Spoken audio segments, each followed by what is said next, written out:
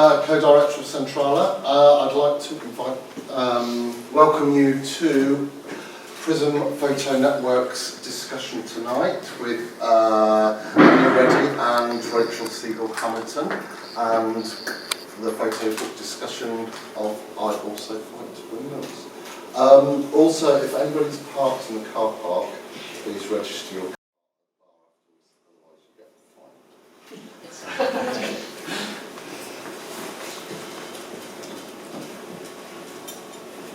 Thank you very much for inviting me. So thank you to Francesco from PRISM Network. Thank you to you, Rachel, for talking to me today. Shall I start with Yeah, so first of all, Ania's going to kind of introduce and present her work and talk a bit about what interested her about Sophie Gaudier-Breshka and kind of how you discovered her, and maybe a bit about the research process, and then we'll go into a conversation between us, and then we'll open up to you if you have any questions for Ania through to the end. Okay. So yeah, fire away. Yes, thank you very much. Can you use the mic, please? I'll try not to wave my mic around because I have to.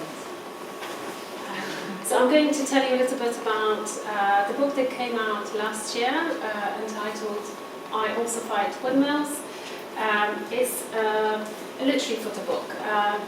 So my background is actually in literature, and at some point I discovered an archive of a forgotten feminist writer from native Poland.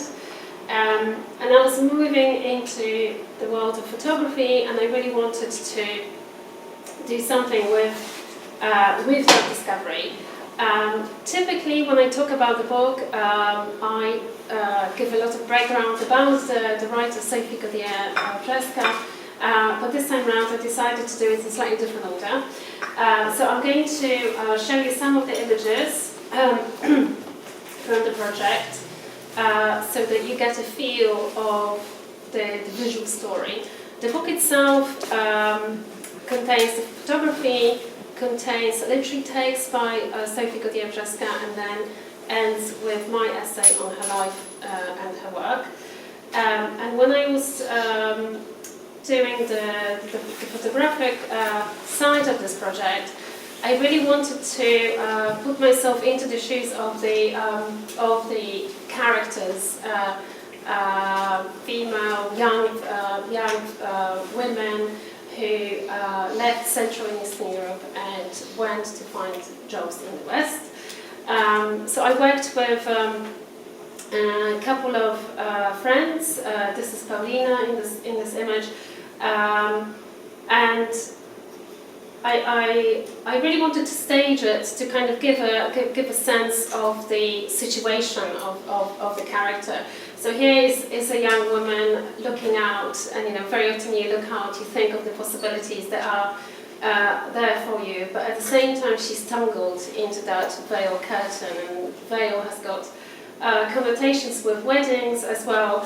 So the characters from Sophie's writing were very often subjected to the idea of arranged marriage for them as the only possibility for them to fulfill their ambitions in life through a marriage to a very rich and very often much older man. So I was trying to imagine that. There is also a lot of tension between mother and daughter relationship. Sophie's mother had exactly that precise idea for her, that she should get married as soon as possible to a much older man from the neighborhood, whereas she had ambitions to become a writer, to be a creative, an artist as she called herself. But in order to fulfill that, she had to find jobs, and it was quite hard for her to find jobs because she didn't have formal education. She didn't go to university. Her family didn't allow her to do so. So she travelled a lot, and she wrote a lot as well. And I used numerous locations to stage those images. Very often there were locations very close to me, and I'm based in Oxfordshire.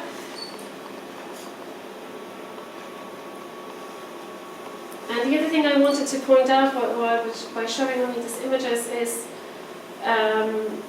the camera movement in it. So that was really something that was really important to me was to depict that impression of the world shrinking around you. You know, initially the images are quite static, but then they become quite distorted as the mental states of the main characters did. Sadly, Sophie herself was forcefully taken to a mental asylum in Gloucester in 1925, and this is where she died.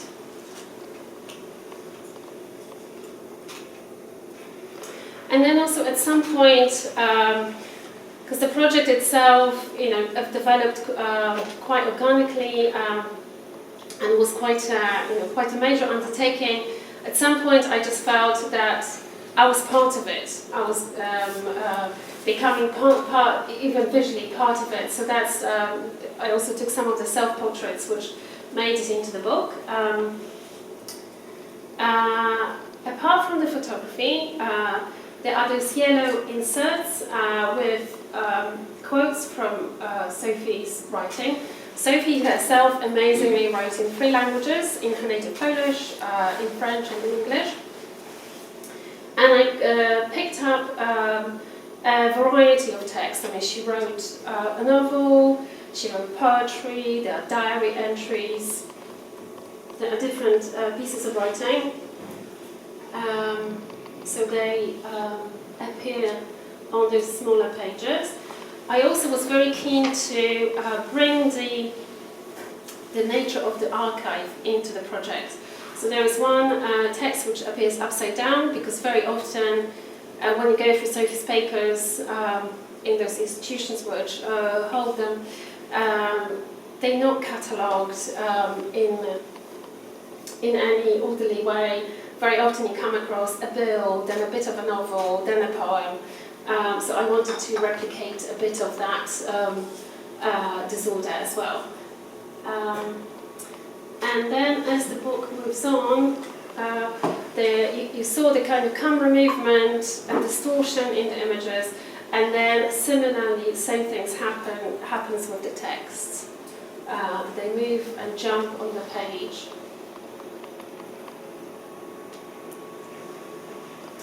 And then the book finishes with those long, big landscapes, and one of the final texts are very spaced out on the page as well.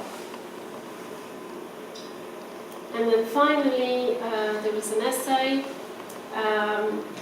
which talks about Sophie's life, because I spent quite a lot of time trying to track her down, and she travelled an awful lot. She went to Paris, then she was taken on by an American family from Philadelphia as a governess, so she went with them to the US, then from there she went to New York, then back to Paris, back to her native Poland, then at some point in 1911 she came here to London, and she lived in many locations in the UK. This is the only surviving photograph of Sophie by an unknown photographer. And in the book she faces the text. And then the other items which appear in the publication are Sophie's drawings. You know, very often she would draw, for example, a symbol of the sun, and there will be an image here from the archive later on. This is, she called it a living tree which is overgrown by ivy. So that's Sophie, who was born in the south of Poland. At that point, that part of the country belonged to the Austro-Hungarian Empire. So she was brought up speaking Polish, but for example, newspapers were very often in 2 languages, in Polish and in German. So she was often exposed to foreign languages, and she was also very, very keen to learn French. And at some point she went to her uncle who lived in Paris. This is how the archive looks like. So there are items in boxes, there are piles of papers which are wrapped up with the name of, with the title of that piece, particular piece. And these are the manuscripts themselves, and I found them really visually compelling. So some of them made it into the book as well. Some of them were affected by water or by mud, so the ink from the next page sees through. This is a draft of a novel, which later was entitled Hysterical Women, and she probably didn't like it and she cut it out. So you can only read sometimes a word or a fraction of that word, so you can only imagine what was destroyed. Here, that's the symbol of the sun, and Sophie often felt that the sun was helping her write, that was a divine force full of words that was able to help her create. There's another image from the archive. So there are also various bits and pieces sometimes on pages, which is lovely to discover. Some drawings, and this little drawing of the snake that made it into the book as well. Right at the beginning, I'll show you actually on the image later. Very few pieces were typed. Some of them, again, were affected by water. So very often I would go to an institution which held the archive, and I would spend a day literally photographing as many pages as I could possibly photograph by using point-and-shoot camera. And then I would come back home and I would load it to an iPad and then read it for weeks and months to come. So then I created my own kind of archive of working with that archive, where I would type by hand the quotes of the pieces which I really liked, and then later on I would type them. So it was a very, very lengthy process, but at the same time that enabled me to spend quite a lot of time thinking about these texts. You know, some things, some scenes stayed in my head, and then when I started working visually on the project, it was great to have that writing, those moments really almost embedded in my head. The other thing I wrote down were various names that Sophie was called. It became quite an entertaining list. So it started, with compliments, beauty à la Baudelaire. That's what Sophie's partner wrote about her to a friend. Then there was Scorpion, something her mother called her, lunatic, bodily ill and mentally diseased woman, all sorts of things. And I've started compiling them, and then again they made it into the book. The title is actually a quote from Sophie, from one of her letters, and she says, "What do you think of Don Quixote? His character is a bit like mine. I also fight windmills." And there were other parts of the archive which I took images into, and then we added them into the book. That's the manuscript that you saw before. And then I'm going to show you some of the images of the book itself, how the images and the text are combined.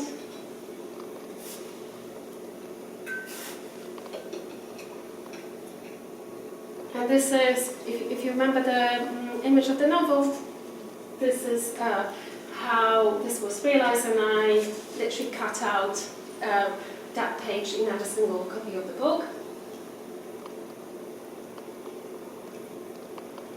and then the list of the names that Sophie was called is right there. I'm not sure that it's very visible, but it's right at the end of the book. And I thought I'll give you just a sense of her writing, which I found really interesting. She very often doesn't use conventional punctuation marks, so it's hyphenated, so it's quite fast-paced. Very often it's conveyed with a lot of nouns rather than verbs, so you kind of build the image yourself. She very often, also when she conveys dialogue, sometimes you may get lost because it's all one line after line with hyphens, so you kind of lost track who's saying what to who, which I found quite interesting. So there is a short recording of excerpts from Historical Women. That's a novel she wrote in Polish, and then I translated bits of it into English, and then later I collaborated with actor Verity Kirk, who did a voiceover narration.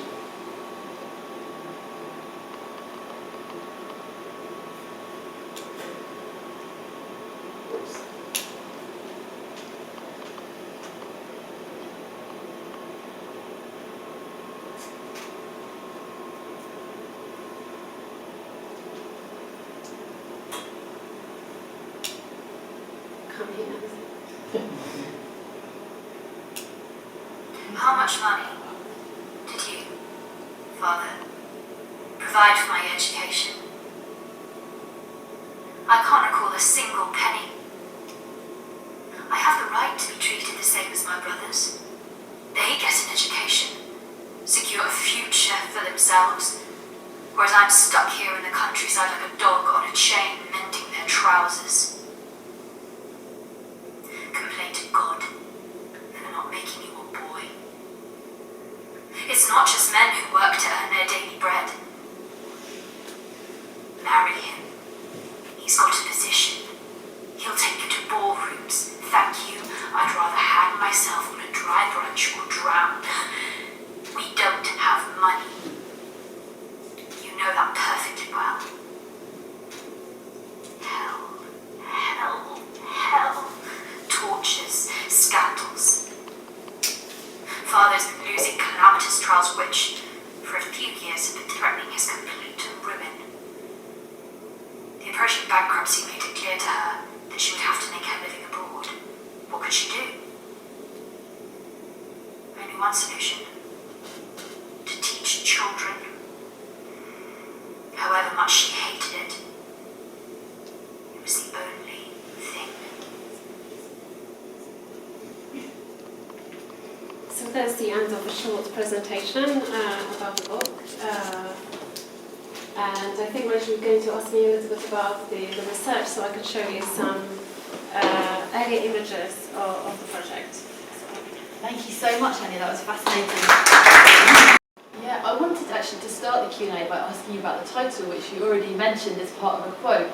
And I wanted to ask you, so the full quote is, what do you think of Don Quixote? His character is a bit like mine, I also fight windmills. And I wanted to ask you to kind of unpack what you felt, why you chose that, and what you felt it says about Sophie and her character and her ambition. Yes. Sophie wrote that line when she was writing to a friend, I mean, there are so many actually parallels between her and the Spanish character. Like Don Quixote, Sophie read incredible amount, and she was very much influenced by books. I mean, she was, for example, reading a lot of biographies of famous people, famous musicians, famous writers, really to work out how they made it, how they managed to create something which resonated with so many people. She also felt that as her outlook was very much feminist. She felt that she was in a really disadvantaged position as a single woman, that there were really not many opportunities for someone who wasn't formally educated, who didn't have professional connections. So there were so many windmills that she was fighting, and in that sense, you know, so many social obstacles. Very often she felt that, you know, as an unmarried person, she was marginalised. You know, she was laughed at because she couldn't get any man to marry her. So the marriage was something that was used as a measure of someone's status or importance.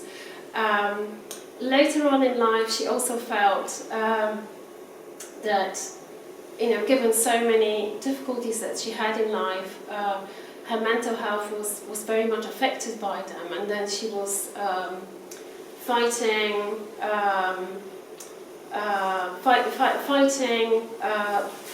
the coming madness, you know, the coming.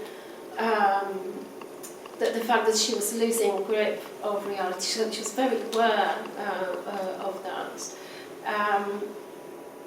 The other, definitely the other aspect is, you know, is the fact that, you know, she was a creative. She was, you know, her position was quite idealist in that time. You know, there weren't really that many professional opportunities for her, but, you know, nevertheless, she did try every time to find a way of succeeding. And in her writing, there's very often, you know, the incredible joy and excitement of finding something, of, you know, relocating to yet another place, another city, another country to try to succeed in her life.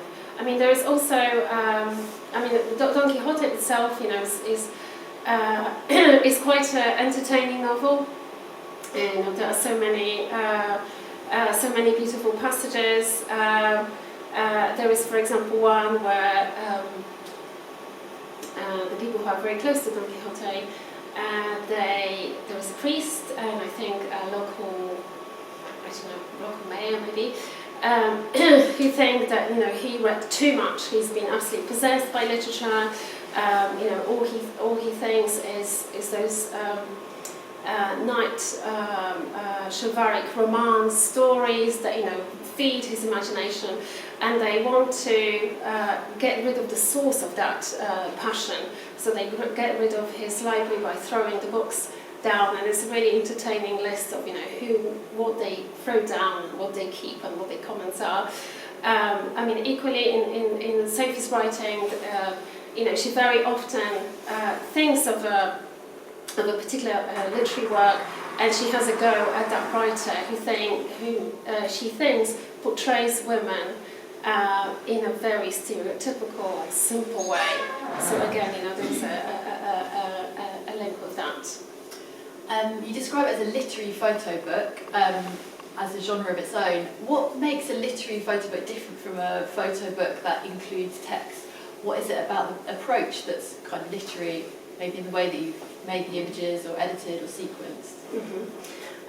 So I think it's literary for a few reasons. I mean, first of all, it's about a writer and her writing, and what I'm doing photographically is really a visual interpretation of that writing, and that writing is really core to the book. So I really wanted Sophie's words to be heard, so that's why they are inserted into those parts of the book. There is so much of her, not only literary input, but, you know, the archive, the drawings, the doodles, the names, and so on. So I really wanted to preserve that. I also treated the photography as, you know, staging almost very scenes that I would imagine them to be like that from the book. So in a way, at some point, because initially when I started working on it, I was really keen to go to various locations where Sophie lived and try to imagine or try to depict them in a way that she would have seen them. But actually that was a completely failed attempt, because so many places changed really beyond recognition from her times. So then it didn't really matter where the image was created. What mattered was that feel and that situation that was depicted in the literary text. You mentioned a bit about the visual language when you were doing the presentation, but I wonder how you settled on that kind of visual approach, and if you could talk to us a bit about the balance between staging and spontaneity and the kind of performance aspect, and how you worked with the women who appear as the characters in those images. So one important decision which I made probably halfway through working on it was the colour. So initially, or the absence of colour. So initially the photographs I took were in colour, but then I felt that they really weren't working for me. The other thing that I kind of drew from the text was the fact that there is such a variety of moods. I mean, the moods are very often quite extreme. So it's either hyper excitement, joy. Seeing this opportunity. This is the moment I'm going to turn a corner. Make something creative, establish myself as a writer. And then there are moments of deep, deep despair when nothing of that effort comes into fruition.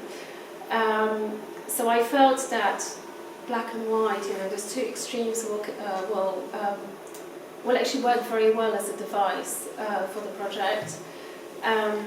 Also, I was really drawn to the text "Hysterical Women," and I did quite a lot of research on hysteria, and at some point that led me to an archive of photographs of so-called hysterical women from late 19th century from Paris.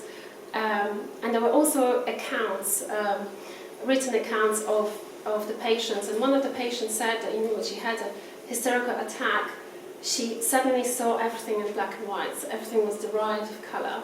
And that kind of reinforced my idea that it will be that it will really work well for this project. So there were a few locations where I was given access to, but for a very short period of time, so it could have been just a day. So very often I would go there. There was one farm manor house not very far from where I live, which works as a museum, but it has no heating, so for winter it's closed down. But it had incredible corridors with doors, where the employers of domestic servants would live, and the children, and then eventually the domestic servants. So I thought that setup worked really well to depict the position and the situations in which the female characters from Sophie's writing were placed.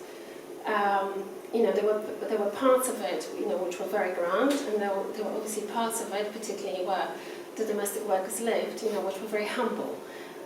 So that worked very well. Very often there was attire to use, bits of the clothing from that time. But I wasn't that bothered about the clothes actually. Very often the main characters in the black dress, which I thought was quite universal. Also, the characters often, grieve a situation, something traumatic that happened in their early life. So I felt that, the black was conveying that sorrow quite well. I also felt that I didn't want to, dedicate to a specific period of time. So there was a hint that it happened in the past, but very often it didn't really matter, it could be read as a contemporary setting as well. You talked about marriage and obviously the image with the veil. Sophie was a trailblazer in many ways, but one of the ways in which she was a trailblazer was this unconventional kind of partnership she had with Henri Gaudier-Brechka, who they were partners, but she said, "I'll be your mother, not your lover, because I'm 19 years older than you." And they kind of merged last name, but he kept the feminine. And can you tell us a bit more about that relationship and how it kind of helped her, but also how maybe it hindered her? Yeah, so Sophie met Henri in Paris in 1909, and actually she went to Paris to kill herself because that was the moment where she failed to succeed in America. She went back to Poland. She had to live with her mother. They had a really, really difficult relationship, and then she felt like there was nothing else I could do. Like I've run out of options and possibilities. But at the same time, she wanted to take her life in style, so hence Paris. She also felt that that's the place where her body could be cremated, whereas in Poland wouldn't be possible. So she was trying to make those final choices in the way she wanted her life to end. But then things turned out very differently. She ended up living on the left bank, surrounded by young women from Central and Eastern Europe. Sorbonne opened courses for women around that time, so she signed up to one of them. So suddenly, life, which had no options, have given her other possibilities. And that was also the moment when she met young Henri. He was much younger than she was, nearly 19 years. But something that brought them together was definitely a desire to be creatives, at almost at all costs. And Sophie also felt that to remedy the really difficult relationship with her own mother, if she suddenly becomes a mother for young aspiring artists, she will somehow fulfill the kind of mothering role, and it will help someone to give someone opportunities which she was herself deprived of. It's a really fascinating, psychologically, a mixture of roles, to be a mother, a lover, not a lover, and then also, exchanged surnames. So when the exchange of surnames was really important for them for two reasons. One, it really consolidated their desires to be artists, to be for Sophie to be writing in particular. Their aims, they moved at that point to England. They both knew English very well. Henri didn't want to do the obligatory military service in France, so they thought that if they relocate to England, he wouldn't have to do that, and they can almost start anew, and they can really focus on what they really wanted to achieve in life. They also wanted to have lodgings together, so combining the surnames meant that they could go by with a story of being half siblings. And it did work. They did manage to get rooms in London and in other places. And Sophie really did encourage Henri to create. He was reading her texts as well, and then giving her comments. He was also an amazing linguist. He obviously knew English, but then learned Polish as well. So it was an interesting, a really powerful collaboration between them. At the same time, Sophie felt that she was not prepared to do all the domestic work, while, for example, Henri was spending hours sculpting. So she felt that was actually entrapping her. She very often would go and live somewhere else as well. She hated big cities, so London was very difficult for her. They lived in extreme poverty, in really poor lodgings. And despite the fact that then she was in her 40s, she sometimes would have a job as an au pair, just for board, and without any remuneration. she wasn't very happy in England, but at the same time she wrote so much when she was here. I mean, her literary input at that point is huge. You mentioned the different places that they went to. She went to America as well, Paris and England. She had a very unhappy home life to start her life in her childhood. Didn't get on with her mother or her father, and then she went to various different places, kind of in search of a creative home, which she never quite found. Can you talk a bit about the idea of home and how that steered you in the project, and her position as a kind of woman who is migrating to different countries around the world? So home was definitely really important in her writing, and very often her heroines travel to various places, like Sophie did, trying to find that anchor, trying to find a place where they can settle, where they can finally do what they really intended to do in life. So when I was doing the visual aspect of the project, I really wanted to show that movement, that they were often travelling, they were moving places, they were with the suitcase travelling from place to place. I mean, Sophie had very few possessions, and when she was in Paris, in that dramatic moment in her life, she wrote her will. And it was really horrifying to see that she only had, I think, 7 items. With others, nothing else. She travelled with very, very little. And then later on, particularly after the First World War, her clothing really showed that she was from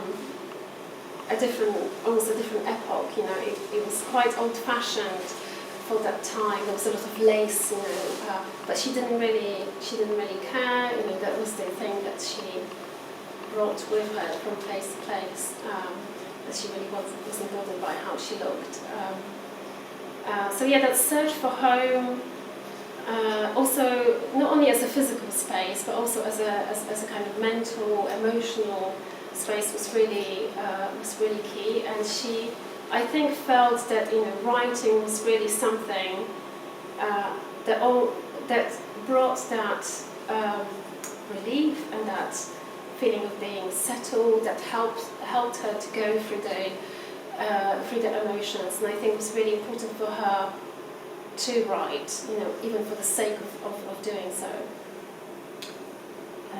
There's a kind of romanticised association between mental illness and creativity, for good or for ill. And with Sophie, there was a history of mental illness in her family. Her mother had struggled, her grandfather, I think, and her brother.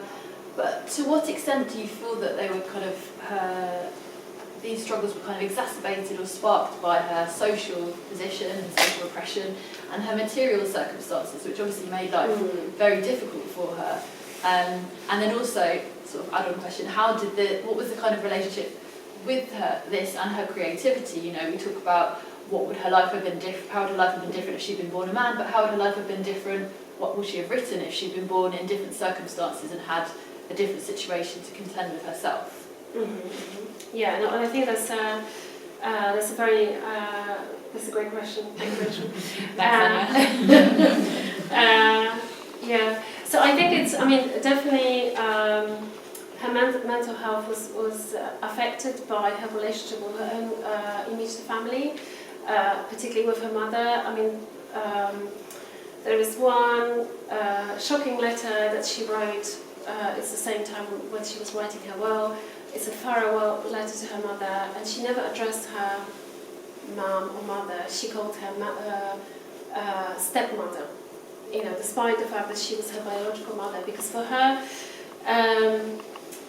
it was obviously heartbreaking, but also impossible to imagine how can you be cruel to your own child and not to support her. So Sophie felt that her mother's very patriarchal approach to life really disadvantaged her forever, and yeah, that had definitely a great impact on her. Then adding on poverty, as well. So I think she was definitely a very fragile character.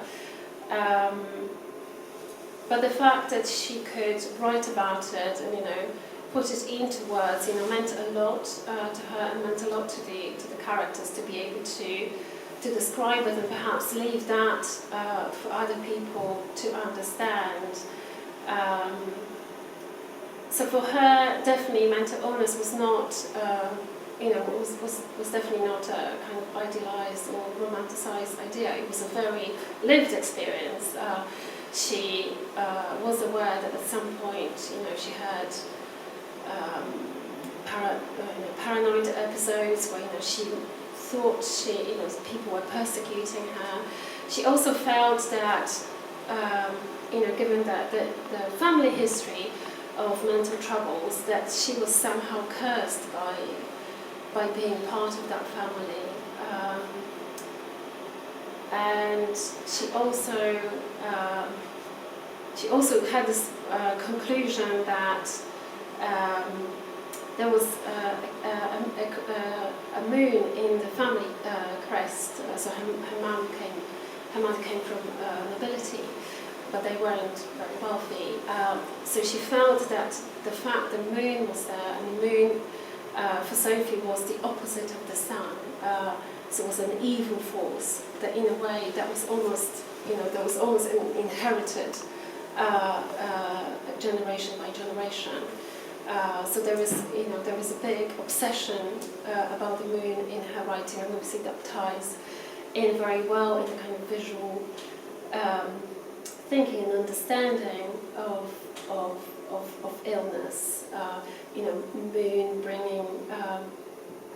bringing stability. I mean, very often, for example, Sophie would, when she was walking in the evening and the moon would come out, she would start walking backwards, not to face it. She was really, really obsessed by it, because that was evoking a lot of kind of family-related trauma to her.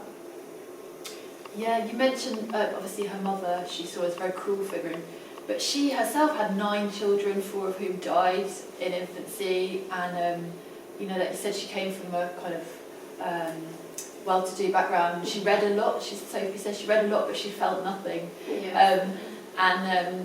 She talks a lot about this figure of the mother. How did that kind of influence her direction and her writing? Because the third book is called Mother, right? Yes.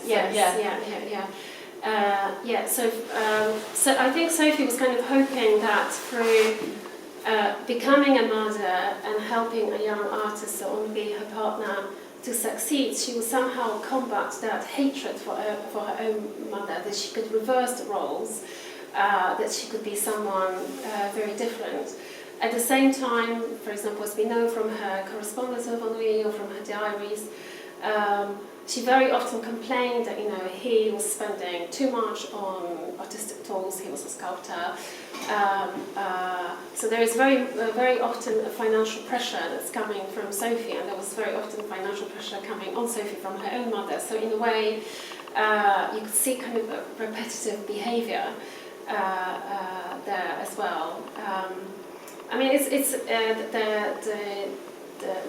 actually it's a diary, or not diary, autobiography entitled Mother, so Matka in Polish. And the other thing which is really interesting about it is that it's written in 3 languages. So Sophie literally switches and swaps from one language to the other, or writes details for that particular section in French. Then there is some other sections in English, or drafts of that section in Polish. So it's a very it's a text which is really challenging. So you need to command 3 languages to be able to read it all. I think I lost my thought. You talked, one of the things I wanted to ask you about was the book's kind of design and presentation, but I feel like you covered that really nicely in the presentation. But I wondered if you could talk a bit about how you've exhibited the work, because I know you've exhibited it as a solo exhibition, but you've also done a kind of collaborative project with other artists responding to Sophie's work. So for the book, I collaborated with Victoria Forrest, who's a book designer based in Bristol, and we actually did that part of the project during lockdowns. So it was a challenging moment because very often when the schools were closed, we had to put our tools down. But to kind of share ideas and then explore them and then put them into the design of the book was a really fascinating process. Then when I was working on the exhibition, obviously there is so much visual material, there's also so much textual material, and although I do like reading, there is a limit of what I can read from a wall. So I didn't want that experience to be part of that exhibition. So hence the audio recordings. So some of the images had QR codes underneath, so you could, which would take you to a link, and then you could listen to the audio. So you could really go around the space and hear Sophie's voice, or the voice of her characters, while you were looking at the images. And I felt that was a better way of showing those two aspects of the project. And then after the book was published, I was left with a lot of leftover materials. There were test prints, there were printouts of Sophie's text in various papers with various shapes. And at that point, I thought I was tidying up, and I thought I could put it to yet another box, stick it under my bed, or do something with it. And then an idea came to my mind of opening up that material and sending it on to other artists with an invitation to do something in response. Something which I really loved about this whole endeavour is the creative process of translating something which is written in text and then making it into visual thing. So I was really fascinated by it, because there is a kind of push and pull process which is part of it. So how close do you stay to the text? How far removed? What's your interpretation? What's your take on it? So that leftover material was divided into 25 envelopes, and each contained 3 test prints. Each were unique, and some texts by Sophie, plus my very short biography of her life, and then an invitation to do something in response to the material.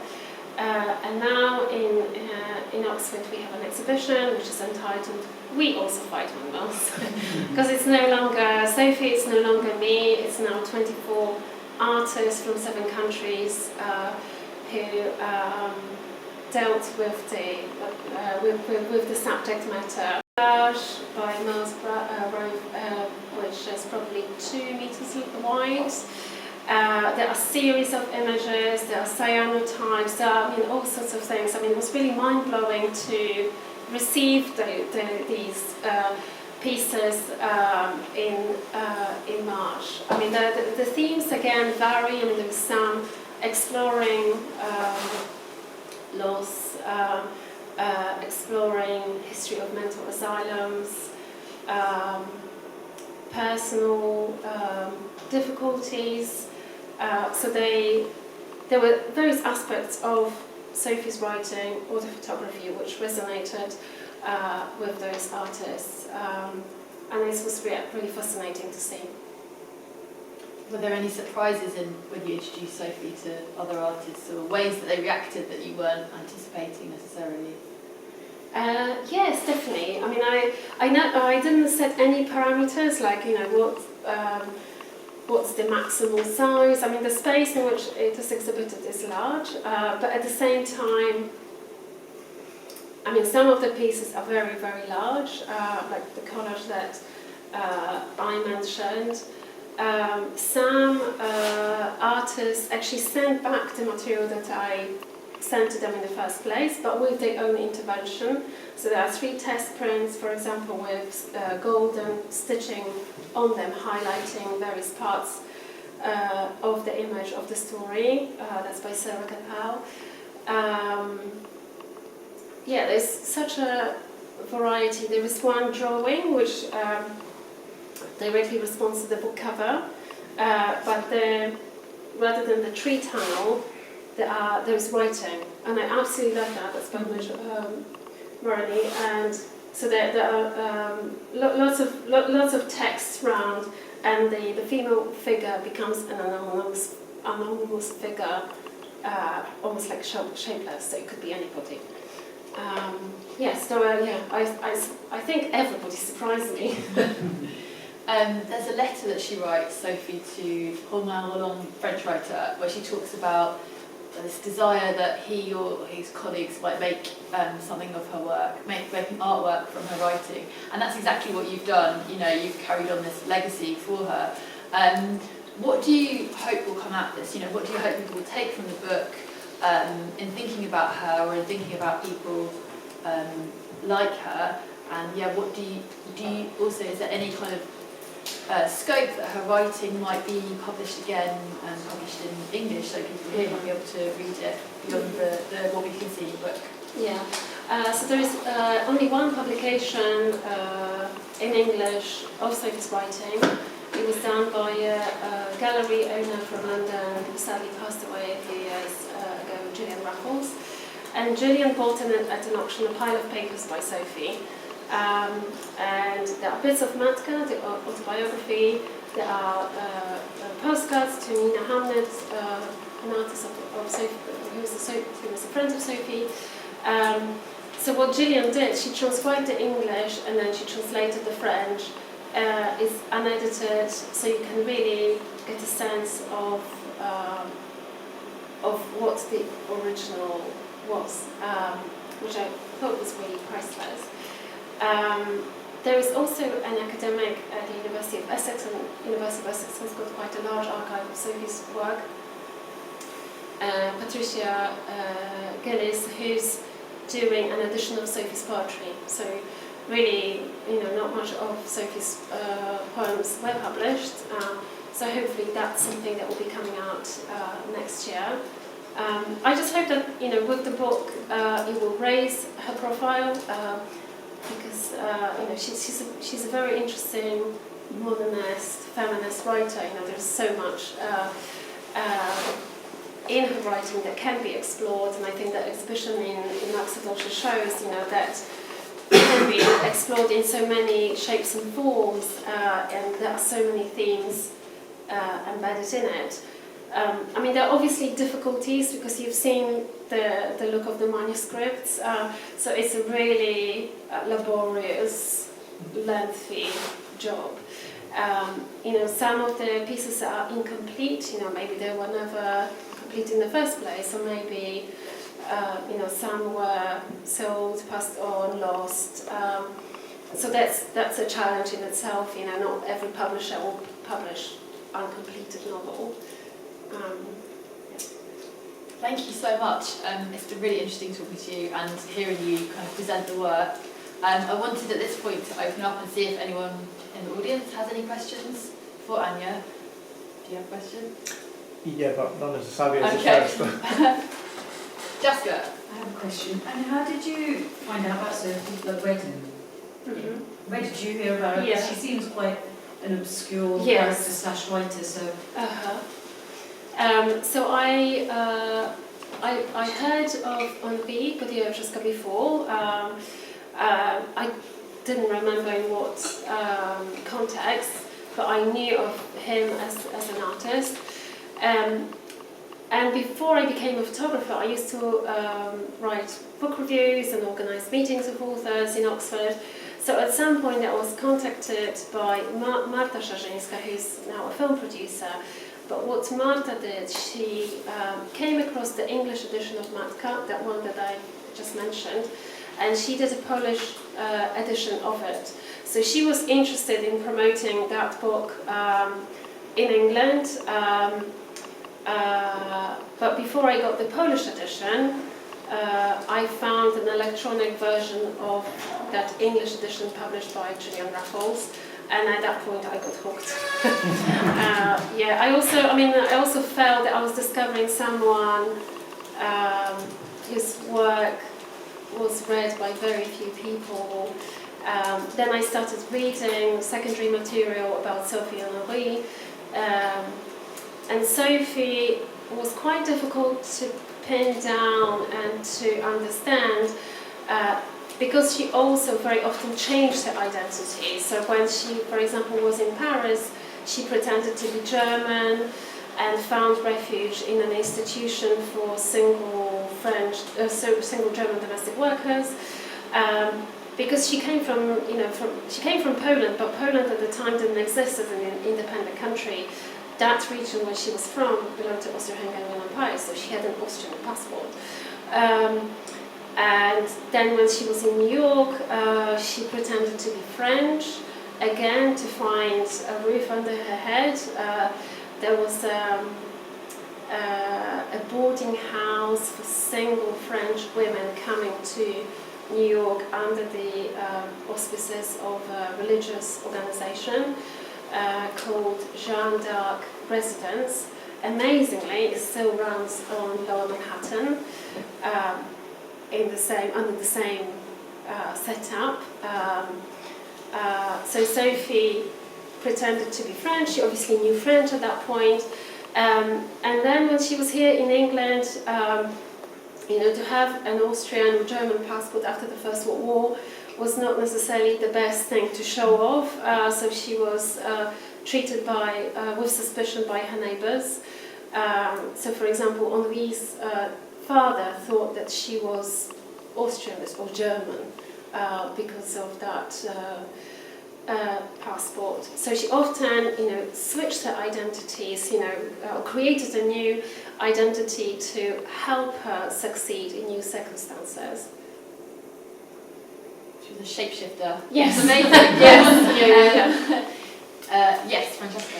So I'm curious to see to what extent she was aware of the effect of institutionalization in her mental health state, because I would imagine that the environment of a lunatic asylum must have been a rather challenging one.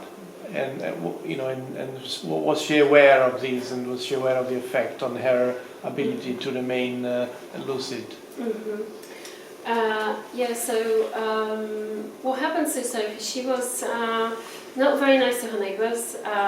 She spat on them when she was very cross with them. Maybe they deserved it.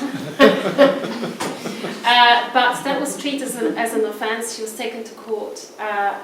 And when she repeated the offence, they just took her forcefully to a mental asylum in Gloucester. Asylums at that time, they were big institutions. You didn't have your own room, your own space. It was, multiple of people in the same big ward, divided by curtains. So I think it must have been horrible. It must have been, absolutely dreadful for her. Someone who had such sensitivity to noise and couldn't really cope with that, even when she's living on her own, to then be suddenly taken to an institution where everything's shared and there was no way of isolating yourself from any source of noise. I did ask the archives of the mental asylum whether there were any written pieces by Sophie at that time, but sadly there are none. It's not known whether anything would have been kept, even if she was able to write. She was visited, particularly at the beginning. So she spent 2.5 years in a mental asylum before she died. She had pneumonia, but she was really ashamed of being there. She often would cover her face. Something which is quite disturbing is to read her notes from the medical records, because she was visited by a doctor on a monthly basis, so it's not as regular as nowadays when you go to hospital. You always have an account, daily account. and literally every month it's the same situation, that she doesn't want to engage, she doesn't want to talk to, she curses, she swears, she covers her face, she doesn't really want to. So, and these were, because you said she hasn't written anything, so how do we know that she had that behavior in that situation? Oh, that's from medical notes. From medical notes? Yeah, okay. so I think that she was visited by the same doctor throughout that time. Yeah. And she could have afforded to be somewhere slightly less unpleasant as well, couldn't she? Because Henri left her, she had some money that was left and she had some artworks and things like that as well. Yes, yeah. So sadly, Henri died in the First World War in 1915, and he actually sent Sophie a letter with a marriage proposal when she was here in England, and she rejected it, thinking it was a stupid idea, that it wouldn't work, given the age difference. She also wanted to be out of England, and she felt that it was on Henri's encouragement that she ended up here. And then a few days later she wrote another letter, much more sympathetic, but he never got that second letter. That second letter came back to Sophie with a note saying that he died in action, and that affected her profoundly, because the last words that came from her to him were not the words of love. So she felt, she lived with an incredible sense of guilt, that perhaps those harsh words somehow contributed to his movements in the action. But before Henri left the First World War, he wrote a little document saying that all his sculptures he gives to Sophie. And then Sophie worked on his posthumous exhibition, which was in London after the war. She also wanted the whole collection to be preserved if possible, and she corresponded with a collector from America. Some of the works were sold, so Sophie had some income. She also worked as a teacher, but no one really checked who she was, whether she had any means. There were at that point in time there were 3 mental institutions in Gloucester. There were 2 state mental asylums, and there was 1 private one. And the setup in the private one was completely different to that state institution. So yes, she could have been in a very different place. Yes. During your speech, you referred to her as a feminist. Mm-hmm. Is this reflected in her works somehow? Yes.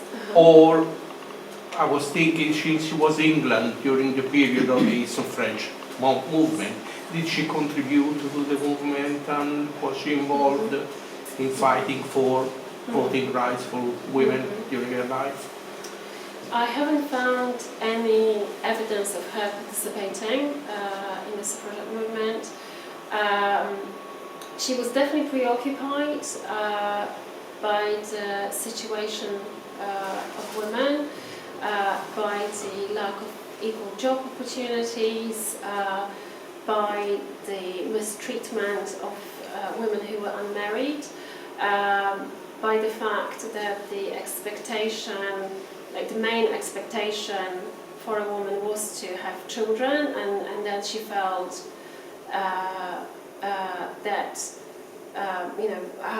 what about the women who didn't want to have children, like Sophie didn't, why should they be stigmatized or ostracized in the society? She also felt that women could fulfill other roles. There was one piece of writing in the book where she says, the fact that a woman is pregnant for 9 months and then gives birth, doesn't determine that that's the only thing she can do in life. So she was very much, forward-looking in terms of, from the kind of feminist perspective and the situation of women. Can you tell us a bit about the production and publishing of the book? Yes, of course. Yeah. Yes. So the book was printed in Bristol. It was, I think, our original idea was to print it in Italy, but then when the pandemic started, and it seems a long time ago, but actually the rules of COVID tests, travel, quarantine, that was quite difficult to manoeuvre. So and also in 2020, my youngest daughter was born, so the idea of travelling abroad and having it printed there was off the table. And I also liked the fact that it was local, so it was quite easy to get to. I could go and witness the process, which was really fascinating. The book was printed in 300 copies. It's printed on litho press. We used the duotone printing method where you add a bit of hue to black and white. So I've added a kind of warmer hue to it. I didn't want the black and white images to feel cold. It was bound in London because binding was a bit challenging with the big photographic pages and then the smaller literary pages. Just thinking, what else can I?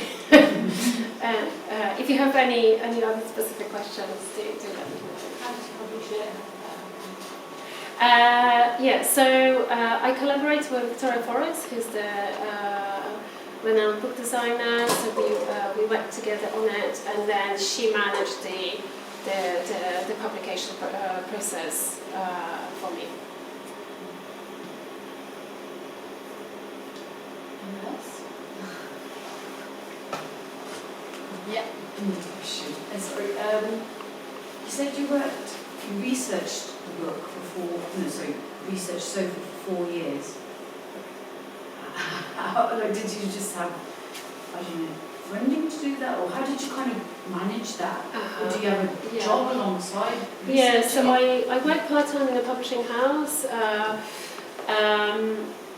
and I used various opportunities to go and research Sophie's life. So first of all, I really wanted to go to south of Poland, where she was born. Actually, I can show you some of the images. So this is the place where Sophie was born, Łączki Brzeskie. Łączki is meadows in Poland. So that's also, one of the first versions of the project, which is still in colour. And it's a very flat area. It's a tiny village, probably 150 kilometers from Krakow. And then when I started working on it, I was, trying to bring it more in line with my thinking about black and white, extreme emotions and hysteria. This is the only surviving archival image of a building from that village. It's a school. The building doesn't exist anymore. The family house where Sophie lived doesn't exist either. So I was trying to imagine what the manor house might have looked like. I also spent a huge amount of time, and actually outsourced some of that work to my family in Poland, to look through albums dedicated to manor houses, because very often a manor house will be drawn by an artist or later photographed. So I was really, really keen to see whether there was any surviving drawing or image, but I didn't. I couldn't see it anywhere. My family also worked really hard in the university libraries trying to go through as many books as possible to track it down, but we weren't able to. So that's my imagining of it. And then for one of my birthdays we went to Lviv. Sophie's mother's family came from that area, so I spent part of that trip. In the archives, they're looking for some records. And then because I didn't have a deadline and it was a passion project, at some point I just had to stop. Because I mean, if you research someone's life, you know, that takes you into so many different directions. You know, you can research the family history and, you know, also geopolitical circumstances of that time. You know, the borders shifted so many times. You know, Poland regained independence after the First World War. The archives could be in a number of languages as well. You could also look into newspapers, you know, atmosphere of the time, what people were thinking about. Sophie very often wrote in response to a writer. I mean, there were two male writers, Polish writers, whose work she criticised by writing her own work. So Historical Women is a response to a novel entitled Emancipated Women, which she didn't like. So I mean, there were so many levels that I had to impose a stop on that and try to, you know, encapsulate the kind of essence of the very lengthy research. So I did this very much part-time, hence the length as well. And then at some point I was able to go to New York. So that's the Jeanne d'Arc residence. And then I tried to imagine, there was one of the bridges which was opened at the time when Sophie was there. Obviously, you know, the water, you know, the passing through the ocean, you know, she did it at least twice, if not 4 times. That's a notebook from that moment in time when she was attending courses for women at the Sorbonne. And then I was trying to imagine her life with Henri. So yes, I mean, I think when you research someone's life, you know, it's a big responsibility.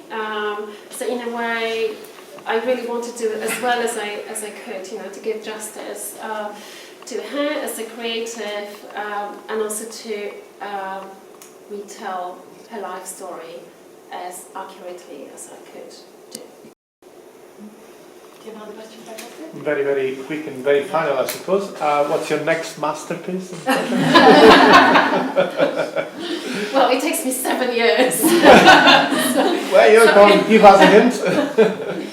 I mean, there was something that I started working on when I was doing this secondary research on hysteria that I got really hooked on. There's a medical archive of photographs from Salpêtrière Hospital in Paris, and the institution at some point had around 8,000 female patients,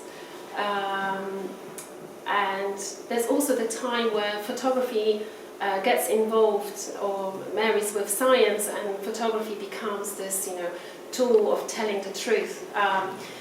So I was really interested how photography was brought in onto the premises of that medical institution. There was a photographic studio at Salpêtrière, and they photographed hysterical women.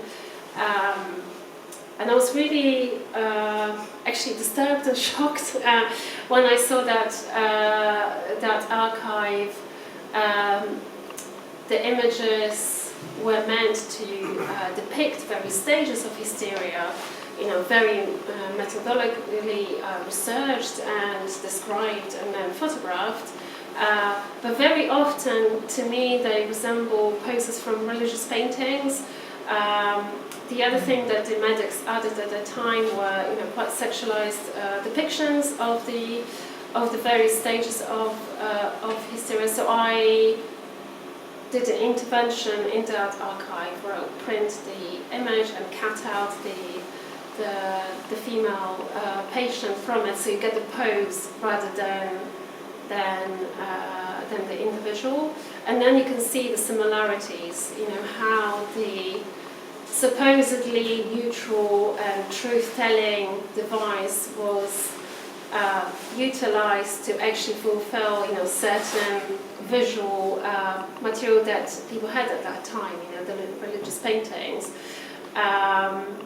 And I also did some experimental work with chemigrams, where you work with photosensitive paper, and